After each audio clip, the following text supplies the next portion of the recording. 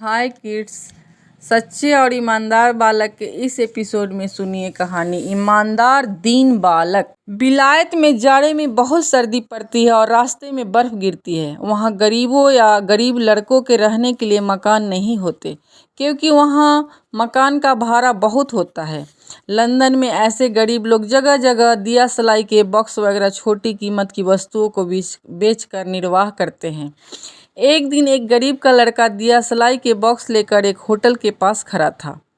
उसके कपड़े फटे थे और पैर में जूते नहीं थे, इससे वह जाड़े से काँप रहा था।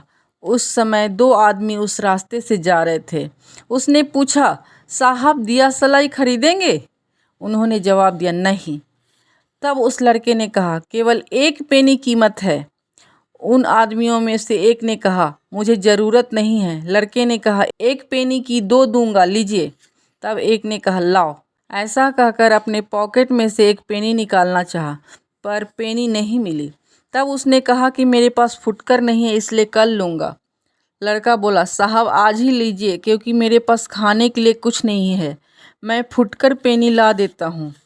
यह सुनकर उस आदमी ने उसे 1 शिलिंग दिया। वह लड़का शिलिंग भंजाने गया, पर बहुत देर तक वापस न आते देख उस आदमी ने समझा कि लड़का शिलिंग लेकर चला गया और वहां से अपने घर आ गया। दूसरे दिन वह आदमी उस मोहल्ले में फिर आया और उस लड़के को ढूंढने लगा। इतने में उस लड़के का छोटा भाई मिला। उसने कहा, क्या कल रात को आपने मेरे भाई से दिया सलाई का बॉक्स खरीदा था? उस आदमी ने जवाब दिया, हाँ। वह कहाँ है? उस छोटे लड़के ने कहा, आपके पास से 1 शिलिंग लेकर वह भंजाने गया था। वहाँ से लौटते समय गाड़ी से टकरा गया। उसे बहुत चोट लग गई है। दिया सलाई के बक्स और आपके 7 पेंस इस दुर्घटना में खो गए हैं। 4 पेंस उसमें से मिले हैं। वह यह है, लीजिए। वह अस्पताल में पहुँचाया गया है।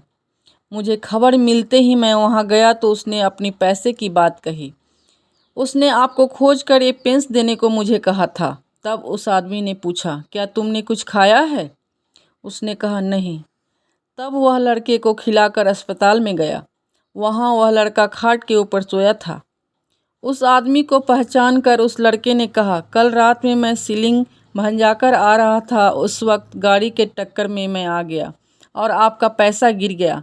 जो कुछ बचा वह मैंने अपने भाई से आपके पास पहुंचाने के लिए कहा था, वह मिला होगा। इतना कहकर उसने अपने भाई से कहा, भाई मैं अब जा रहा हूँ, तेरी खबर कौन लेगा? माँ बाप के मरने के बाद मुझसे जहाँ तक बन सका मेहनत करके तेरी संभाल रखता था, अब ईश्वर तेरी संभाल रखेगा। यह सुनकर उस आदमी ने उसके भाई के पालन पोषण करने का जिम्मा अपने ऊपर लिया। बीमार लड़का इससे बहुत प्रसन्न हुआ और प्रभु से कृपा की भीख मांगते हुए इस लोक से विदा हो गया। इस तरह यह कहानी ख़त्म होती है। और बच्चों, कहानी कैसी लगी मुझे कमेंट करके बताइए। अगर कहानी अच्छी लगे तो हमारे चैनल को सब्सक्राइब कीजिए। Thanks for watching.